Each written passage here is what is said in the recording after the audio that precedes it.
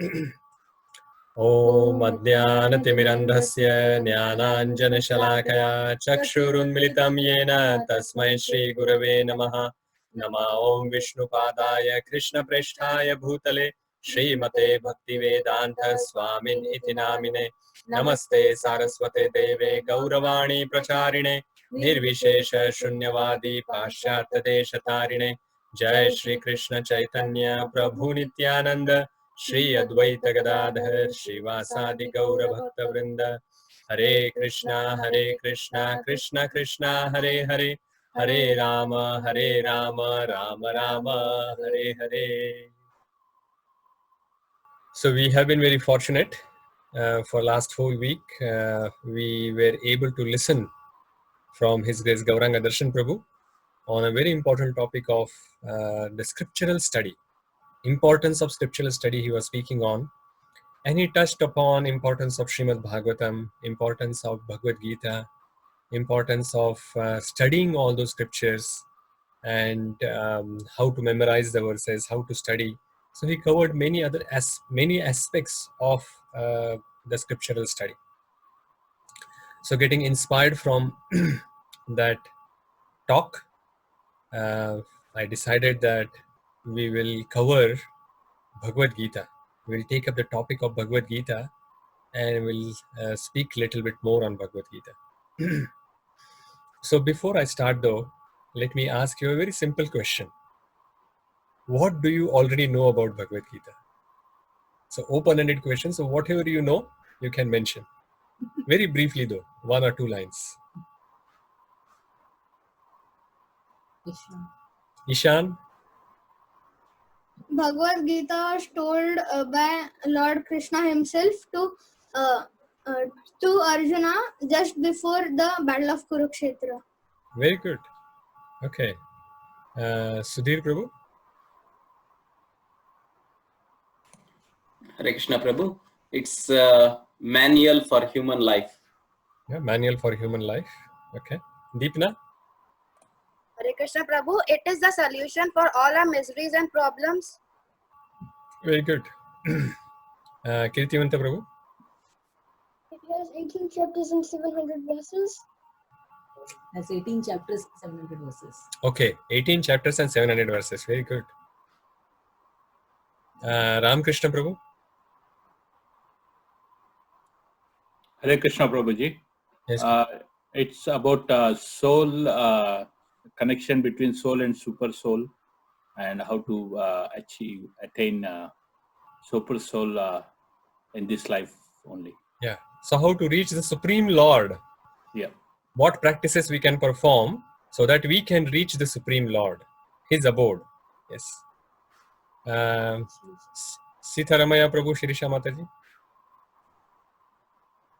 We can't hear you, Mataji.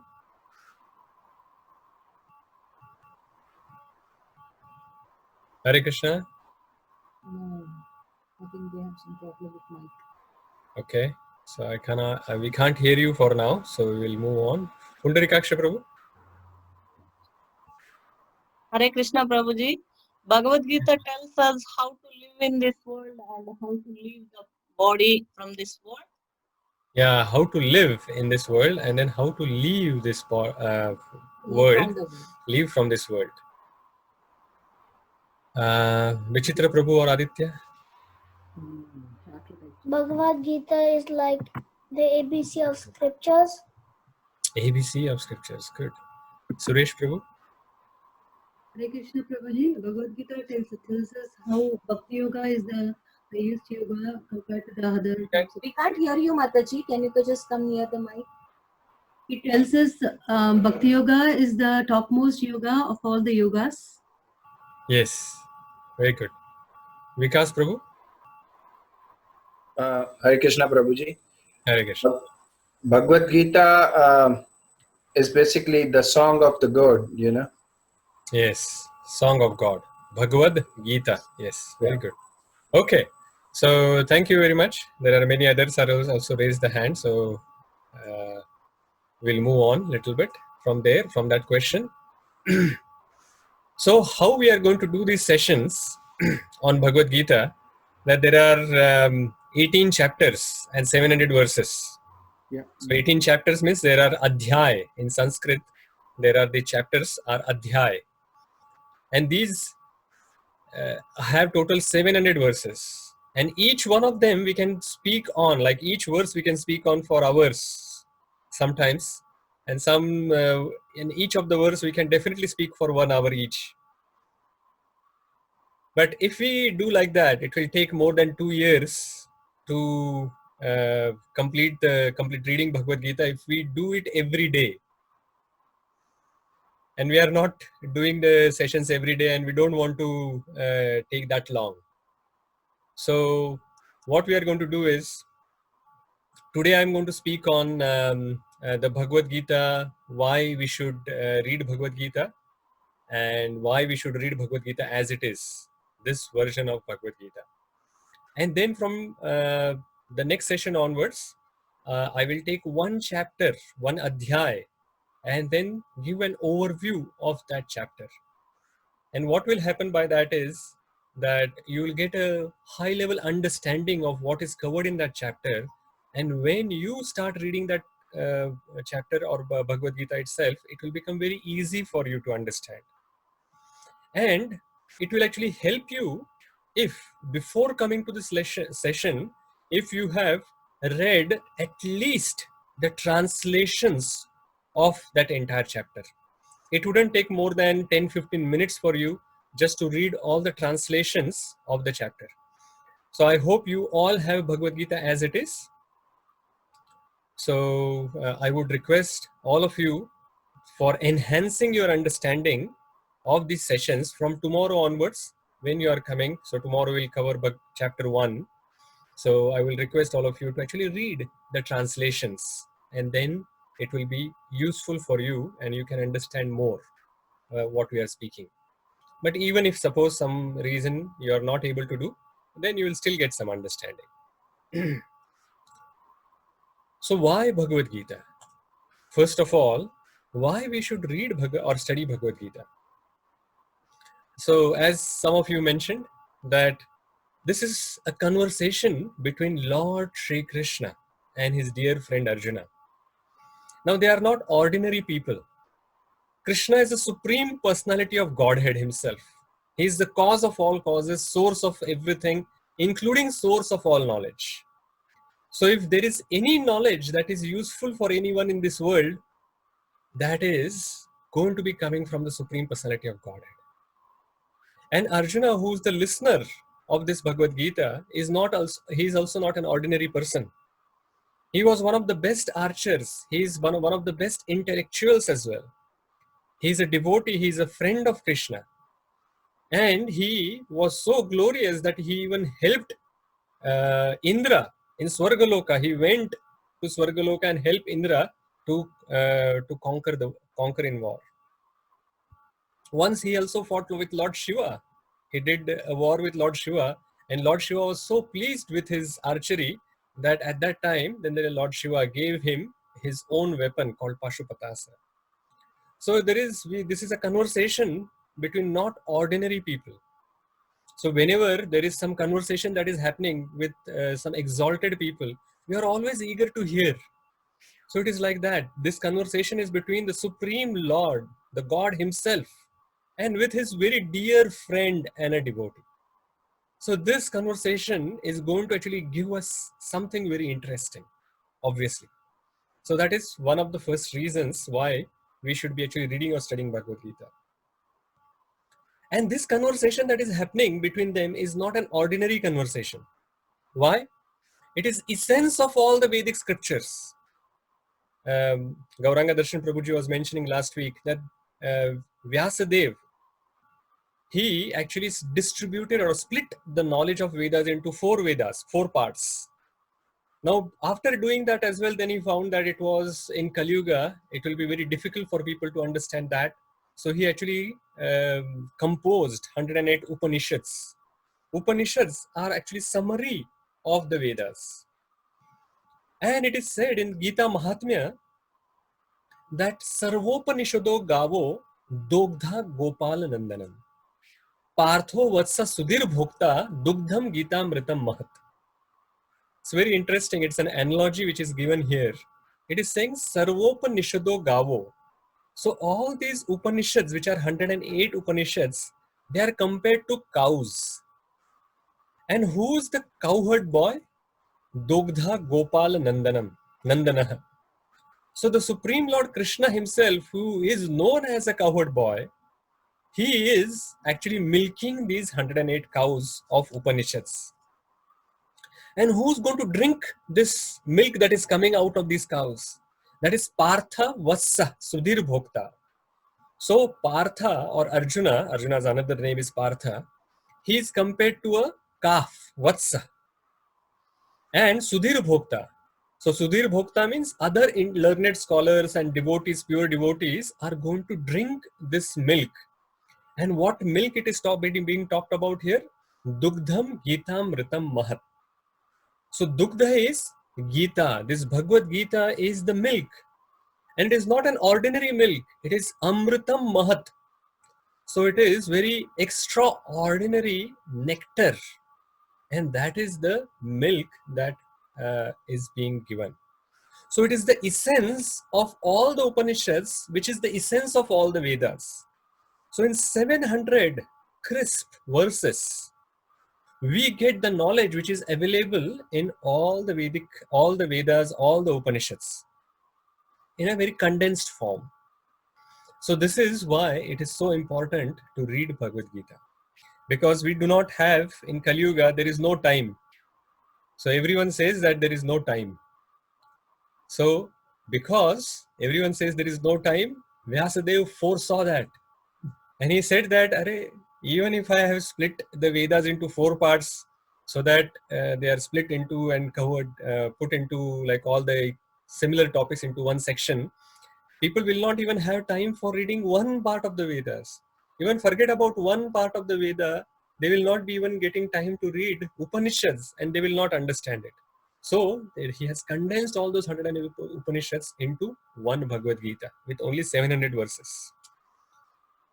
So it is, and that is the conversation. The essence of all the Vedic knowledge is given in this.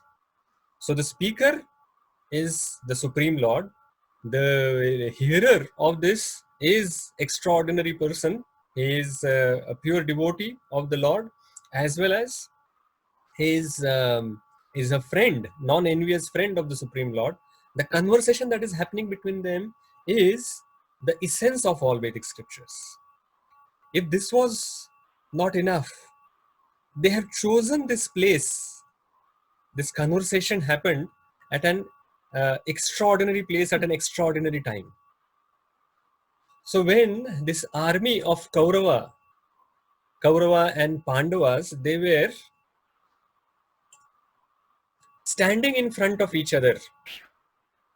For what? For fighting with each other, of course. And it is not a small ordinary army that we are talking about. There are 18 Aukshahini Sena or army that is there. And as per the calculation, the number of people on the battlefield at that point in time is around 4 million. There are 4 million warriors which are there and animals separately. So I'm not talking about all the living entities there. 40 lakh warriors. And then their horses, their chariots, their elephants, their weapons, and this and that, everything that is there. All of them have accumulated, they have come there with this purpose of fighting with each other. Conches have been blown. All warriors are now ready with their weapons to start the war. And at that time, right in the middle of the two armies, this knowledge has been spoken. What is so special? So imagine a cricket match. Two rival countries are playing. There is a biggest stadium that is there. And the stadium is full with fans. From both sides, toss has been done, fielding has been set. The bowler has taken the position. The fans are shouting and cheering. The TV cameras are capturing each and every move and telecasting to the millions and billions of people around the world. And at that point in time, the two batsmen come together and they start talking. And suddenly, one batsman put his bat down and he starts crying on the on the pitch.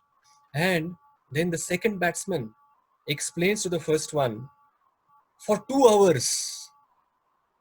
2 hours he's giving this knowledge. And then all the fans, all the umpire, bowlers, fielders, they are all waiting and watching what is happening. This is unimaginable, right? So we are talking about an ordinary cricket match where we cannot imagine this. Now think of a battlefield where people are gathered for killing each other, fighting with each other. And at that point in time, amongst all of them, they are actually speaking this knowledge for 2 hours, not for 1 minute, 2 minutes, for 2 hours, and everyone is waiting so that they can finish this knowledge and then they can continue with their war or fighting. So this knowledge is so important that even the war can wait. All the people on the battlefield can wait for this particular war, for this particular knowledge transfer. So if Arjuna and Krishna can find time on the battlefield for speaking and listening this knowledge, of course, all of us who are not on the battlefield, at least not as the battlefield of Kurukshetra like that, we always think that we are on the battlefield of this material world, but still it is not as bad as the battlefield of Kurukshetra, that where everyone is waiting for fighting and killing each other. So if Krishna and Arjuna can find time there, of course we should be able to find time to read, study this knowledge. Now this book, Bhagavad Gita, gives the instruction. So as Sudhir Prabhu was mentioning earlier, so this book gives an instruction. It is an instruction manual for the entire human life. In Bhagavad Gita itself, Lord Krishna says in the 18th chapter, 61st verse, Ishwarah sarva bhutanam hriddesh arjuna tishtati brahmayan sarva bhutani yantra rudhani mayaya.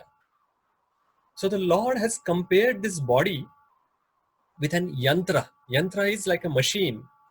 So we are sitting, like the jivas are sitting inside or on this machine and then traveling in this material world. So whenever there is a machine, we get an instruction manual. So similarly, this Bhagavad Gita is the instruction manual for this material world. That we have come into this material world with these bodies, but we have also been given this instruction manual of Bhagavad Gita, that with this instruction manual, we can understand how to live in this material world.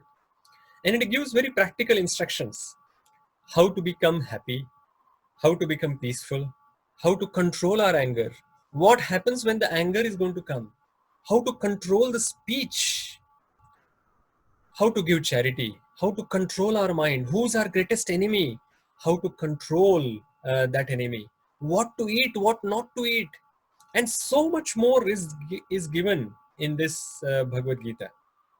It also gives the highest spiritual knowledge. It gives the answers to the very difficult questions, like who am I? Am I this body or a spirit soul? Who's God? Why we are here in this material world? What is our relationship with the Supreme Lord? What is our relationship with this material world? What is the way back to Godhead, to the spiritual world?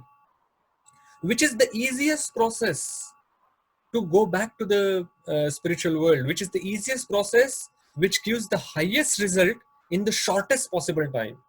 Which is the process of Bhakti Yoga, of course. So because of all of that, this instruction, this is the instruction manual for human life. And that is why it is very important for all of us to read and study it. What are the benefits of reading Bhagavad Gita? In Bhagavad Gita itself, in the 18th chapter, 70th verse, 18.70, the Lord explains that I declare that whoever studies this sacred conversation, which is given in this Bhagavad Gita, so whoever studies this sacred conversation of our worship, so he's saying that whoever studies this sacred conversation of ours worships me with their intelligence. So we can worship the Supreme Lord using our intelligence. How? Just by studying the Bhagavad Gita. What about those who are just listening? They are not studying. Studying means taking some notes. So we are reading. For example, see, I have so many post-its here, and everywhere I have taken some notes there. There are some underlines so that I can understand when I'm reading next that, oh, last time I was reading, this was the point that I liked a lot. Then I can actually focus more. I can read other things. That is a study. You can take some notes. But what about someone who's just reading it? So for them, the benefit is given in 18.71, the next verse, where the Lord is saying, one who listens with faith and without envy becomes free from sinful reactions and attains the auspicious planets where the pious dwell. So even just reading Bhagavad Gita is so beneficial that we will get free from the sinful reaction and will go to the higher planetary system. What about those who have read? For example, you read Bhagavad Gita, then you study Bhagavad Gita, and now you are explaining it to someone else. Because when you want to explain to someone else, you would have to actually read and study first. So let's assume that you have read and studied and now you are explaining it to someone else. Then what happens? The benefit of that is given in verses 68 and 69 of 18th chapter. The Lord is saying, the one who explains this supreme secret to the devotees, pure devotional service is guaranteed for this person. And at the end of his life, he will come back to me. Not only that, the Lord is saying that there is no servant in this world who is more dear to me than the one who is actually giving this knowledge to others. So just imagine that Lord is already telling you how to become the most dear person to him. And that is not possible for all of you without actually reading or studying it first. So my request to all of you is to read Bhagavad Gita, to study it, and then to explain it to others. Entire Bhagavad Gita, so there is one more benefit which is very dramatically explained in the Bhagavad Gita. So entire Bhagavad Gita, Arjuna is asking questions to Lord Krishna. But then in the end, in the 18th chapter, 72nd verse, Krishna asks one question to Arjuna. He says that, oh Arjuna, have you understood this Bhagavad Gita? Whatever I have been speaking for last 2 hours, have you understood it? Are there any more questions? Because Arjuna has asked a lot of questions. I am ready to repeat the Bhagavad Gita again if you haven't understood it. But Arjuna says, Nashta moha smrutir labdhva tat prasadan mayachyuta sthitosmi gata sandeha karishye vachanam tava. So my dear Krishna, that my illusion, Nashta moha, my illusion is completely gone. And I have regained my memories, smrutir labdhva. And when he had lost this memory and he had become confused, that happened in the first chapter, which we are going to talk about tomorrow. So where his memory has been gone, where his illusion has come, that came in the first chapter, especially the 30th verse, where Arjuna is saying that I have lost my memory. I am not now able to understand what to do and what not to do. So the Bhagavad Gita takes us from this confused state to the state where we are fixed up. We have understood everything. From darkness of ignorance, Bhagavad Gita takes us to the light of spiritual knowledge, where we know that the Supreme Personality of Godhead is Sri Krishna. Then why? So we understood why we had to read Bhagavad Gita or study Bhagavad Gita. But why this particular version of Bhagavad Gita as it is? It says Bhagavad Gita as it is. Of course, the cover is different on the screen. And there are different covers which are there, but actually the contents are all same. It is by Srila Prabhupada. As long as you can see Bhagavad Gita as it is by His Divine Grace A.C. Bhaktivedanta Swami Prabhupada, then that is fine. So this knowledge of Bhagavad Gita has come. Why it is as it is, I am explaining now. This spiritual knowledge in Bhagavad Gita needs to be received in chain of disciplic succession. In Bhagavad Gita, it said the Lord has said how to receive this knowledge. He says in the 4th chapter, Evam parampara praptam imam rajarshayo vidu sakaleneha mahata yogo nashta parantapa. So he's saying that the supreme science is thus received in the chain of disciplic succession, but because the chain was broken and this knowledge was lost, I'm actually telling you this knowledge again. So imagine there is a mango tree and there are some ripe mango on the upper branch. And those ripe mangoes we want. Someone can take a stone and try to hit the mango. And even if they are able to hit the mango and the mango falls down, the mango will be distorted and it will not be eatable. So this is the knowledge that is there. I'm comparing this knowledge of Bhagavad Gita to this ripened mango. But the other person, what he does is, he gets his friends and all of them, like they are on the mango tree at a different levels. And they're taking the mango from top, then passing on to the person who's on the lower branch. The person on the lower branch is passing on to the person who's on the lower branch, like that. And that is how finally the mango reaches ground. And the mango is very wonderful, complete, and it is eatable. So I'm referring to the chain of disciplic succession which is unbroken.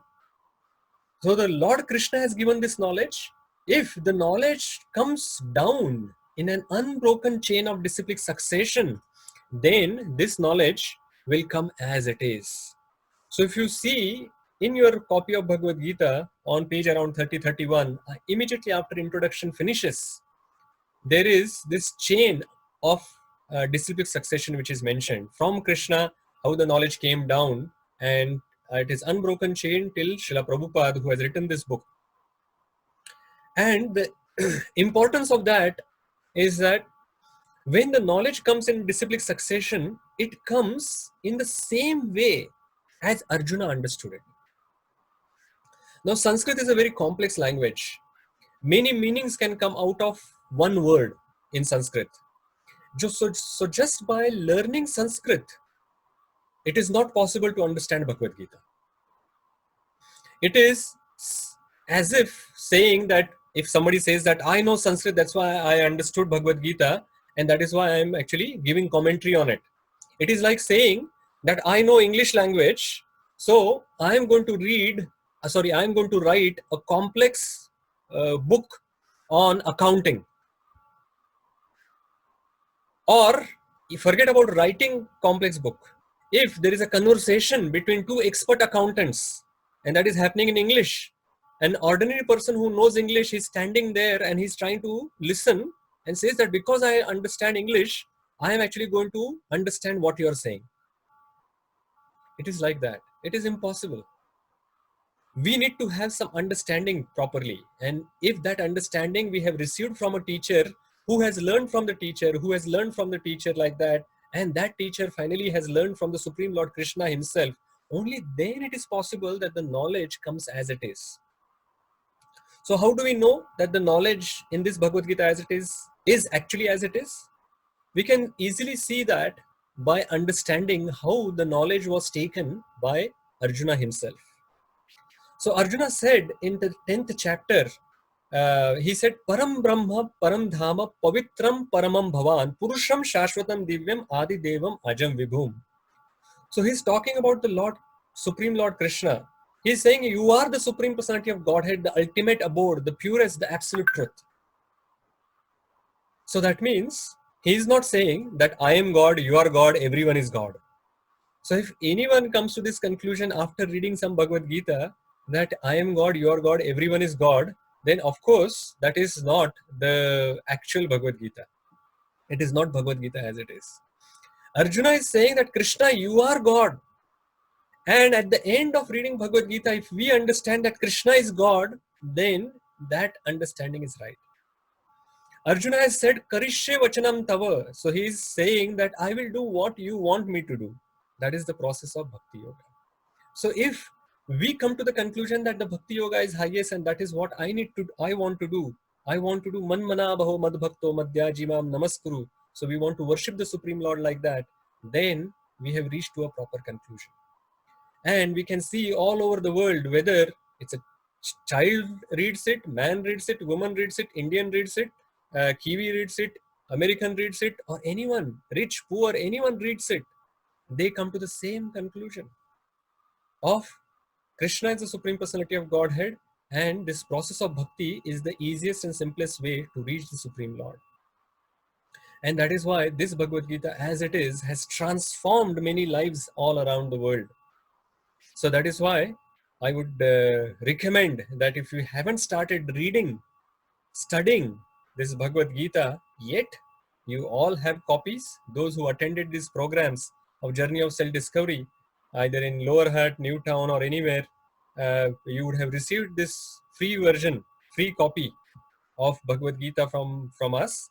So if you haven't started reading it yet, I would highly recommend at least read one verse a day. Srila Prabhupada has given this very wonderfully. There is Sanskrit verse. If you are not able to read Sanskrit, the Sanskrit transliteration is also given in English, so that you can read the Sanskrit verse as well.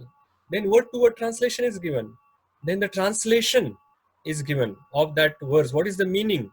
And even if you are not able to sometimes understand the meaning, Srila Prabhupada has given the purport. And that purport, he actually refers to many different scriptures. So Padma Puran sometimes, Srimad Bhagavatam sometimes, then various different Upanishads sometimes. And from all these scriptures, he has taken this knowledge and condensed version in this purport he has given.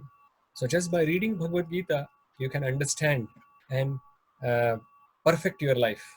And that is why we are recommending, please read, study Bhagavad Gita, and we will try to cover the overviews of each of the chapter from tomorrow.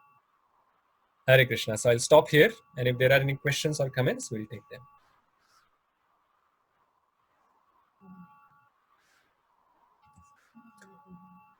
Okay. Sitaramaya Prabhu, you have some question? Is your mic started working now? Typing. They're typing. Oh, is it? Okay. Yeah, you can type. Yeah, yes, written. Does everyone in the battlefield heard the knowledge? If so, why fight happened? After hearing, they should know their mistakes and no war. Good one. Actually, this knowledge was only able to be heard by Arjuna himself. So it is like a big place. It is not like a small room where this knowledge is going on. This conversation is going on. And they came right in the center of the battlefield. And we will see tomorrow when the first chapter, it is being talked about, that both of them comes in the middle of the battlefield, because Arjuna wanted to see who are there in the opposite side, come there to fight. And that is why their conversation remained private conversation. So none of them heard it. But the discussion that is happening in Bhagavad Gita is not about whether to fight or not. It is only contextual. In the 4th chapter, it is mentioned that this knowledge of Bhagavad Gita was also given by the Supreme Lord to the Sun God, and Sun God gave to Ikshvaku, Ikshvaku gave to his son Manu. So that means this knowledge was already given at that point in time. So that means the knowledge of Bhagavad Gita is not about whether to fight or not fight. The knowledge of Bhagavad Gita is the instruction manual for life. And it is only the contextual, sometimes these references come about the fighting, because that is where this is happening. Is that clear?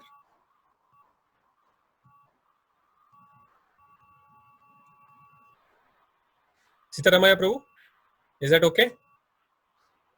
Yes. Okay, fine. Okay. All right. Vikas Prabhu, what is your question? I think Prabhuji, that was for the last one. Okay, that's fine. No problem. Babu Prabhu? Hare Krishna Prabhuji. Hare Krishna. People like us who are in Auckland and other places, we didn't get any books. So Prabhuji, in Auckland, you can just buy it probably from the temple. Okay. Or Prabhuji. if you cannot go to the temple, then it is available online as well. So vedabase.io. I will post the link for the Bhagavad Gita online on the on our groups, and you can read it there, Prabhuji. So you can just read the translations for tomorrow for the first chapter, and that is how we can continue. But the best is to actually get the physical copy from the temple, from the ISKCON temple. These books are made for us. Yeah, so these books are made for all of us. Sure. And Okay. the last question I had, Prabhuji, if I may allowed to ask. Sure, Prabhu, go for it. Last week we heard wonderful lecture from the other Prabhuji, very inspiring.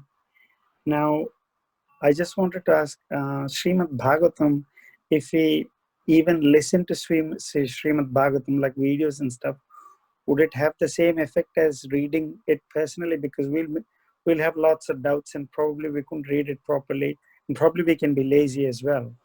You know, Yeah. So listening to the talks would it have the same effect though? yeah. So Bhagavad Gita or Srimad Bhagavatam, of course, needs to be learned from a bona fide devotee. So as long as you're listening it from a bona fide source who's coming from a disciplic succession, unbroken chain of disciplic succession, then that is fine. But if that is not the case, then it will not have the same effect. Of And course, also from the it's same Hare recommended, Krishna group. Yeah. and it is also recommended that we read Bhagavad Gita first. It is the foundation study. Bhagavad Gita is the foundation study. Then Srimad Bhagavatam is like the next level of study. PhD. It's like the graduate level of study is this one. Then the postgraduate study is Srimad Bhagavatam. And then we want to go further and we want to do PhD in Bhakti Yoga. Then we have to read Chaitanya Charitamrita as well. Wow. And they are all like big sets of books. Anybody wants? So anybody wants, we are giving it on a special price currently. So Parjanya Prabhu put that message there on the group. So if anyone is interested, they can contact Parjanya Prabhu for getting the, yeah, or let us know. We can also facilitate that for you. All Thank right. you so much. Hare Krishna. Chandu Prabhu, you have some Hare Krishna, questions? Prabhuji. Hare Krishna. Yes, it's a small question about the time, 2 hours. You know, that's the first time I've heard that it was discoursed in 2 hours. Is that written somewhere?